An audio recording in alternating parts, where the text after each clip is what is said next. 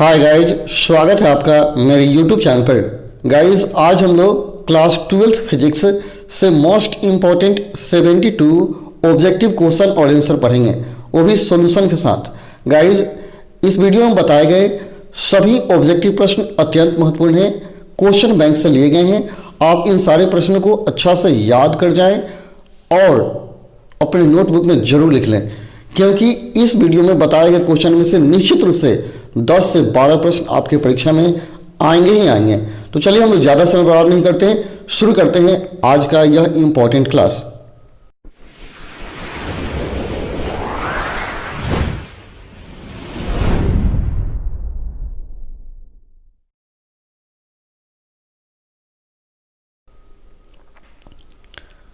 सबसे पहला प्रश्न है, निर्वात की वैद्युतशीलता का मात्रक क्या होता है? निर्वात की वैद्युतशीलता का मात्रक क्या होता है? ऑप्शन है न्यूटन प्रति कूलाम, दूसरा ऑप्शन है कूलाम स्क्वायर प्रति न्यूटन प्रति मीटर स्क्वायर, या एम्पियर प्रति मीटर स्क्वायर, या न्यूटन मीटर कूलाम।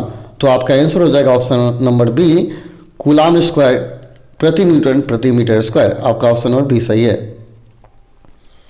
अगला क्वेश्चन है, 8 कूलाम ऋण आवेश में उपस्थित इलेक्ट्रॉनों की संख्या। आपको बताना है कि 8 कूलाम ऋण आवेश में कितने इलेक्ट्रॉन होंगे।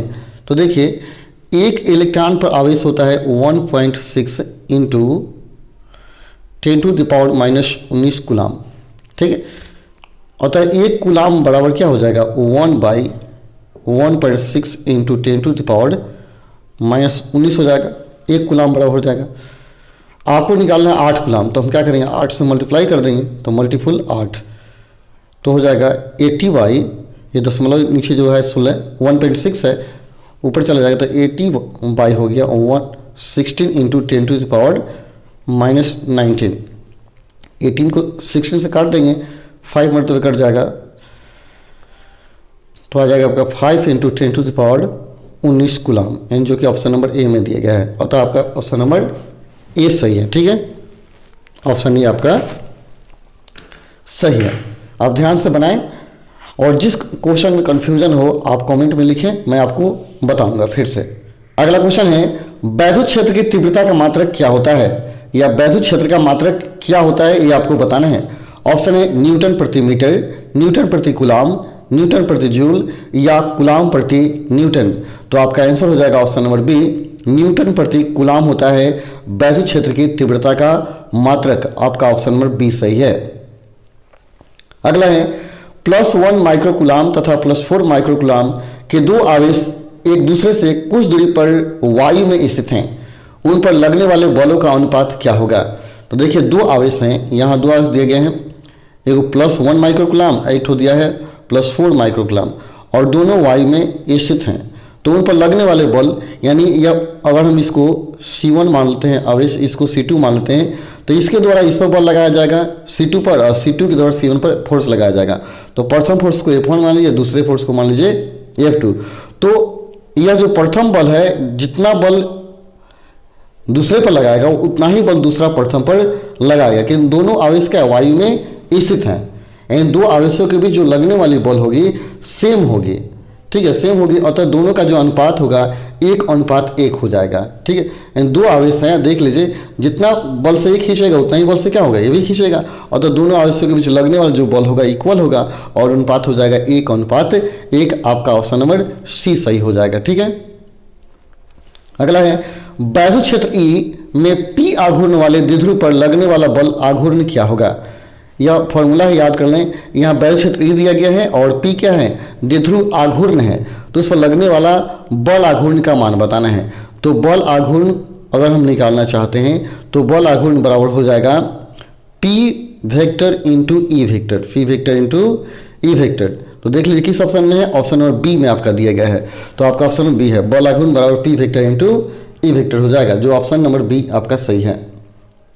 अगला है, एक निश्चित दूरी r पर इस दो समरूप धातु के गोले पर आवेश +4q तथा +2q है। गोलों के बीच आकर्षण बल F है। यदि दोनों गोलों को संपर्क कराकर पुनः उसी दूरी r पर रख दिया जाए तो उनके बीच का बल क्या होगा? तो उनके बीच का बल F/8 हो जाएगा। इसको याद कर लें कि दोनों को संपर्क करा दिए और दूर हटा दिए तो मल्टीपल यानी हो जाता है 4 दूनी 8 यानी F/8 आ जाएगा। यानी ट्रिकली आप याद कर लें, यहाँ बल का मान जो होगा दोनों आवेश के गुणनफल के बराबर हो जाता है, यानी F/8 के बराबर हो जाएगा, 1/8 न्यूटन। यानी आपका ऑप्शन नंबर हो जाएगा डी, आपका ऑप्शन नंबर डी सही है। ठीक है, अगला 2 कूलाम के 2 बराबर और विपरीत आवेश परस्पर 0.04 मीटर की दूरी पर रखे गए हैं। निकाय का वैद्युत द्विध्रुव आघूर्ण क्या होगा? तो देखिए यहाँ निकालना, निकाय का वैद्युत द्विध्रुव आघूर्ण आपको निकालना है। तो देखिए यहाँ क्या क्या दिया गया है, 2 कूलाम, आवेश दिया गया कितना 2 कूलाम, और दूरी दिया गया है, यह सी का मान दिया गया और डी का मान दिया गया है 0.04। ठीक है, तो हमें निकालना है द्विध्रुव आघूर्ण। द्विध्रुव आघूर्ण अगर हम P कहते हैं तो P बराबर हो जाएगा Q इंटू R। ठीक है, तो Q का मान 2 है, R का मान 0.04 है, मल्टीप्लाई करेंगे तो 0.08 मीटर हो जाएगा। ठीक है, 0.08 कूलाम मीटर। ठीक है, तो 0.08 कूलाम मीटर आया, तो कितना हो जाएगा, यह 8 इंटू 10⁻² क्या -2 कूलाम मीटर, 8 इंटू 10⁻² कूलाम। कौन सा है? ऑप्शन नंबर बी आपका सही है। फिर से आप याद कर लें कैसे निकालेगा द्विध्रुव आघूर्ण। जब आप Q चाहे P निकालते हैं तो क्या करेंगे, आवेश गुना बीच का दूरी, डिस्टेंस, आवेश गुना बीच का दूरी। ठीक, अगला, निम्न से कौन सा वैद्युत क्षेत्र का मात्रक नहीं है? इसमें कौन है जो वैद्युत क्षेत्र का मात्रक नहीं है? ऑप्शन है न्यूटन प्रति कूलाम, वोल्ट प्रति मीटर, जूल प्रति कूलाम या जूल प्रति कूलाम प्रति मीटर। तो आपका आंसर हो जाएगा ऑप्शन नंबर सी, जूल प्रति कूलाम जो है यह विद्युत क्षेत्र का मात्रक नहीं है। बाकी न्यूटन प्रति कूलाम, वोल्ट प्रति मीटर, जूल प्रति कूलाम प्रति मीटर सब क्या है, विद्युत क्षेत्र का मात्रक है, लेकिन जूल प्रति कूलाम विद्युत क्षेत्र का मात्रक नहीं है, और तो आपका ऑप्शन नंबर सी सही है। अगला, एक इलेक्ट्रॉन एक वैद्युत क्षेत्र में क्षेत्र के अभिलंबवत प्रवेश करता है तो इलेक्ट्रॉन पर गमन पथ होगा। एक इलेक्ट्रॉन एक वैद्युत क्षेत्र में क्षेत्र के लंबवत प्रवेश करता है, इलेक्ट्रॉन पर गमन पथ होगा। ऑप्शन है इलेक्ट्रॉन का गमन पथ, यहाँ इलेक्ट्रॉन का गमन पथ पूछ रहा है, क्या होगा, वृत्ताकार, दीर्घवृत्ताकार, कुंडली के आकार का या परवलयाकार। तो आपका आंसर हो जाएगा परवलय के आकार का होगा, इलेक्ट्रॉन का जो पथ होगा परवलयाकार होगा। ऑप्शन नंबर डी आपका सही है। ठीक है, अगला, एक चालक पर 1 कूलाम का ऋण आवेश है, इस पर सामान्य अवस्था में कितने इलेक्ट्रॉन अधिक हैं? एक चालक पर 1 कूलाम का ऋण आवेश है, इस पर सामान्य अवस्था में कितने इलेक्ट्रॉन हैं? ऑप्शन है 6.25 इंटू 10⁻19 या 1.25 इंटू 10⁻19 या 6.25 10⁻19 या 1.25 इंटू 10⁻−19। तो आपका आंसर हो जाएगा ऑप्शन नंबर ए, यानी 1 कूलाम आवेश में इतना इलेक्ट्रॉन होता है। कितने इलेक्ट्रॉन अधिक होंगे? 6.25 इंटू 10⁻19 होगा, यहाँ प्लस में होगा कितने इलेक्ट्रॉन अधिक हैं, तो इलेक्ट्रॉन की अधिक यानी इसमें 19 होगा, यानी ऑप्शन नंबर सी आपका सही है। ठीक, ओके, सॉरी, ऑप्शन सी आपका सही है। इलेक्ट्रॉन की संख्या पूछ रहा है, ठीक है, यानी ऑप्शन सी आपका सही है। अगला, R1 और R2 त्रिज्या के 2 चालक गोले के पृष्ठों पर आवेशों के पृष्ठ घनत्व बराबर हैं, पृष्ठों पर वैद्युत क्षेत्र की तीव्रता का अनुपात क्या होगा? देखिए यहाँ पर क्वेश्चन ध्यान से देखिए, R1 और R2 त्रिज्याओं के 2 चालक गोलों के पृष्ठ पर आवेशों के पृष्ठ घनत्व बराबर हैं, तो पृष्ठों पर वैद्युत क्षेत्र की तीव्रता का अनुपात क्या होगा? यहाँ दिया गया ऑप्शन R1² बटा R2², R2² बटा R1², R1 बटा R2 या 1:1, 1:1। तो आपका आंसर होगा 1:1 ही। ठीक है, यहाँ तीव्रताओं का जो अनुपात होगा बिल्कुल इक्वल होगा, 1:1 हो जाएगा। आपका ऑप्शन नंबर डी सही है। ठीक है, अगला, एक बंद पृष्ठ के भीतर n वैद्युत द्विध्रुव स्थित है, बंद पृष्ठ से निर्गत वैद्युत फ्लक्स क्या होगा? एक बंद पृष्ठ के भीतर n वैद्युत द्विध्रुव स्थित है, बंद पृष्ठ से निर्गत वैद्युत फ्लक्स क्या होगा? ऑप्शन है 0, Q/ε0 या 2Q/ε0 या -2Q/ε0। तो आपका आंसर हो जाएगा ऑप्शन नंबर ए 0 होगा। देखिए, एक बंद पृष्ठ के भीतर n वैद्युत द्विध्रुव स्थित है, बंद पृष्ठ से निर्गत वैद्युत फ्लक्स, तो निर्गत फ्लक्स होगा वो 0 होगा, निर्गत फ्लक्स 0 हो जाएगा। ऑप्शन ए आपका सही है। अगला है, R त्रिज्या R मीटर वाले खोखले गोले के केंद्र पर Q कूलाम आवेश रखा है, यदि गोले की त्रिज्या दुगुनी कर दी जाए तथा आवेश का मान आधा कर दिया जाए तब गोले के पृष्ठ से कुल निर्गत वैद्युत फ्लक्स क्या होगा। तो वैद्युत फ्लक्स फाई इक्वल टू होता है क्यू बाई एप्सिलॉन नॉट। तो यहाँ कहने का अर्थ है कि फ्लक्स का जो मान है यह त्रिज्या पर निर्भर नहीं करता है। तो त्रिज्या दुगुना हो या आधा उससे मतलब नहीं है, आवेश को देखना है। आवेश क्या होता है, आवेश यहाँ करता है, आवेश आधा कर दिया जाता है। आवेश का मान क्या होता है आधा, तो क्यू का स्थान पर क्यू बाई टू होगा। जब क्यू बाई टू करेंगे तो 2 एप्सिलॉन नॉट, क्यू बाई आ जाएगा 2 epsilon not, Q by 2 epsilon not, जो कि ऑप्शन नंबर सी में दिया गया है। तो आपका ऑप्शन सी है। यानी फिर से याद कर लें कि फ्लक्स का मान त्रिज्या पर निर्भर नहीं करता है। आवेश आधा है तो हम क्या करेंगे, क्यू बाई जो एप्सिलॉन नॉट है उसमें हम आवेश के स्थान पर क्यू बाई 2 कर देंगे तो 2 एप्सिलॉन नॉट हो जाएगा। ठीक है, आपका ऑप्शन नंबर सी सही है। अगला, वायु में 1 सेमी दूरी पर रखे प्रत्येक 1 माइक्रोकूलाम के 2 धनात्मक बिंदु आवेशों के निकाय की वैद्युत स्थिति ऊर्जा क्या है। फिर से, वायु में 1 सेमी दूरी पर रखे प्रत्येक 1 माइक्रोकूलाम के 2 धनात्मक बिंदु आवेश के निकाय की वैद्युत स्थिति ऊर्जा क्या है। ऑप्शन 1 जूल, 0.9 जूल, 9 जूल या 0.1 जूल। तो आपका आंसर हो जाएगा ऑप्शन नंबर बी 0.9 जूल। यानी ऑप्शन नंबर बी आपका सही है, 0.9 जूल। अगला, वैद्युत विभव का मात्रक क्या होता है। ऑप्शन जूल प्रति कूलाम, कूलाम प्रति जूल, न्यूटन प्रति कूलाम, जूल इंटू कूलाम। तो आपका आंसर हो जाएगा ऑप्शन नंबर ए जूल प्रति कूलाम वैद्युत विभव का मात्रक होता है, जूल प्रति कूलाम। अगला क्वेश्चन है, एक इलेक्ट्रॉन को दूसरे इलेक्ट्रॉन के अधिक समीप लेने पर निकाय की वैद्युत स्थिति ऊर्जा क्या होगी। एक इलेक्ट्रॉन को दूसरे इलेक्ट्रॉन के अधिक समीप लेने पर निकाय की वैद्युत स्थिति ऊर्जा क्या होगी। ऑप्शन ए घटती है, बढ़ती है, उतना ही रह जाती है या शून्य हो जाती है। तो आपका आंसर होगा ऑप्शन नंबर बी बढ़ जाती है। आपका ऑप्शन नंबर बी सही होगा, बढ़ जाती है। अगला है, E बराबर 0 वाले बाह्य क्षेत्र में विभव v की दूरी के साथ परिवर्तन होगा। E बराबर 0 वाले बाह्य क्षेत्र में विभव v की दूरी के साथ परिवर्तन होगा। ऑप्शन है v proportional to 1/r, v proportional to r, v square proportional to 1/r², v तथा r पर निर्भर नहीं है। v जो है r पर निर्भर नहीं है। तो आपका आंसर हो जाएगा option number D v r पर निर्भर नहीं करता है। यानी जो विभव है दूरी r पर निर्भर नहीं करता है। ऑप्शन डी आपका सही है।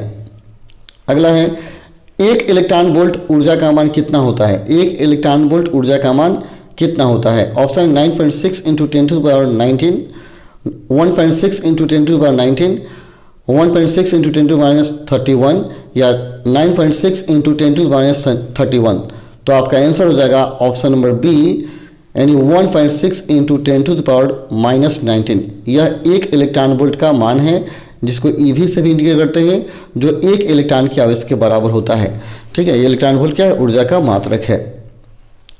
अगला, 5 सेमी त्रिज्या वाले धातु के खोखले गोले के पृष्ठ पर वैद्युत विभव 50 वोल्ट है तो गोले के केंद्र पर विभव क्या होगा। तो देखिए, जो पृष्ठ पर विभव है वही उसके केंद्र पर भी विभव होगा। यहाँ 50 वोल्ट है तो आंसर क्या होगा, 50 वोल्ट ही उसके केंद्र पर रहेगा। तो आपका 20 का सी आंसर हो जाएगा, ऑप्शन सी सही है। अगला, चित्र में प्रदर्शित ए और बी के बीच संधारित्र की तुल्य धारिता ज्ञात करें। देखिए यहाँ फिगर ऐसा होगा, फिगर यहाँ छूट गया है। 2 संधारित्र हैं, यह संधारित्र हो गए कैपेसिटर, इन दोनों को ऐसे जोड़ा गया, श्रेणी क्रम में जोड़ा गया। ठीक है, जोड़ा गया। इसका धारिता दिया है 5 माइक्रोफैराड और इसका भी धारिता दिया है 5 माइक्रोफैराड। तो दोनों को जोड़ेंगे तो समतुल्य धारिता क्या होगी। तो श्रेणी क्रम में जोड़ेंगे तो क्या होगा, 1/c इक्वल टू होगा 1/c1 जोड़ 1/c2, तो 1/5 जोड़ 1/5 हो जाएगा, 2/5 आएगा। यानी 1/c इक्वल टू होगा 2/5 microfarad in c equal to 5/2 microfarad. यानी आ जाएगा 5 में 2 से डिवाइड करेंगे 2.5 माइक्रोफैराड, जो कि ऑप्शन नंबर बी में दिया गया है। तो इस फिगर के अनुसार ऑप्शन नंबर बी आपका सही है, 2.5 माइक्रोफैराड। अगला है, दिए गए चित्र में ए और बी बिंदुओं के बीच धारिता क्या होगा। तो अब देखिए यहाँ क्या किया गया है, यहाँ 2 को दिया गया है संधारित्र।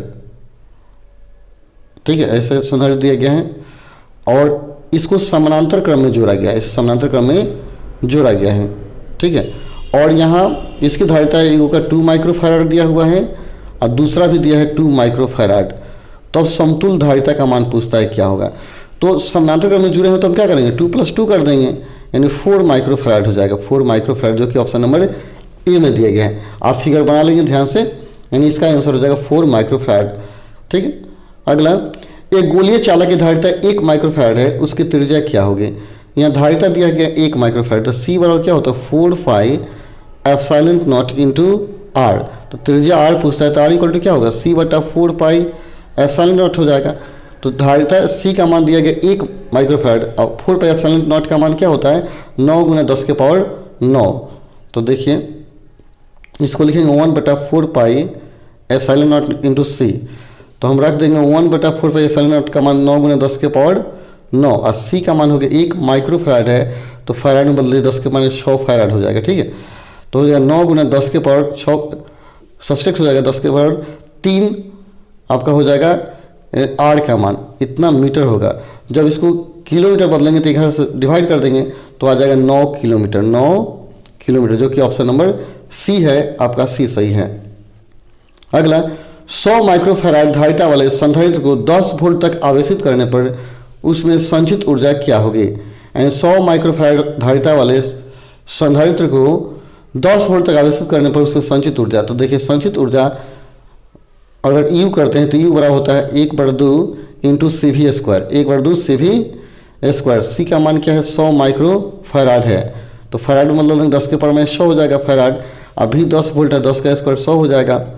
ठीक है। तो हो जाएगा 10⁻100 इंटू 10 के मल्टीप्लाई करेंगे 100 में 100 में इसको मल्टीप्लाई 10⁻2 यहाँ भी हो जाएगा, 10⁻4 आ जाएगा, यानी हो जाएगा आपका 10⁻4 इंटू 10⁻−100। तो आ गया कितना 10⁻−2 1/2 पहले हैं 1/2 10⁻−2 1/2 में 1 से 2 में भाग देंगे 0.5 इंटू 10⁻²। यह हो जाएगा आपका ऊर्जा का मान जूल 0.5 इंटू 10⁻², यानी कौन सा होगा ऑप्शन नंबर ए है, यहाँ -2 होगा। ऑप्शन नंबर ए आपका सही होगा। ठीक है, पावर -2 रहेगा। अगला क्वेश्चन है, एक आवेशित संधारित्र बैटरी से जुड़ा है, यदि इसकी प्लेटों के बीच परावैद्युत पदार्थ की एक पट्टी रखी जाए तो निम्नलिखित में से कौन सी मात्रा अपरिवर्तित रहेगी, आवेश, धारिता, ऊर्जा या विभवांतर। तो आपका आंसर हो जाएगा ऑप्शन नंबर डी, विभवांतर अपरिवर्तित रहेगी। ऑप्शन डी आपका सही है। अगला है, वैद्युत धारा घनत्व J तथा अपवहन वेग VA में संबंध क्या होता है। तो आप इसको याद कर लें, यह एक फॉर्मूला है J बराबर NE इंटू VA। यह संबंध रिलेशन होता है J बराबर NE इंटू VA, जो कि ऑप्शन नंबर ए में दिया गया है। तो आपका ऑप्शन नंबर ए सही हो जाएगा। अगला, 50 ओम प्रतिरोध के धात्विक तार को खींचकर उसकी लंबाई दुगुना कर दी जाती है तो उसका नया प्रतिरोध क्या होगा। तो देखिए यहाँ लंबाई दुगुना हो जाए तो 2 का स्क्वायर करेंगे 4 इंटू 50 कर दीजिए, सिंपल, इन 200 आपका ओम हो जाएगा प्रतिरोध। ऑप्शन नंबर सी सही है। अगला, समानांतर क्रम में जुड़े 10 ओम के 2 प्रतिरोध का तुल्य प्रतिरोध क्या है।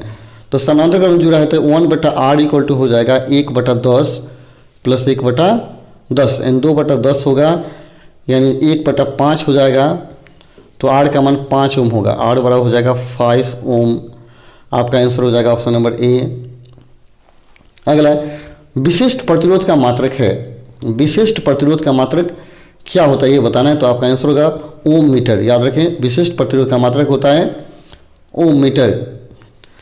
अगला है, एक इलेक्ट्रॉन वृत्ताकार कक्ष में 6 × 10⁻1 सेकेंड चक्कर प्रति सेकंड घूमता है तो लूप में धारा होगी।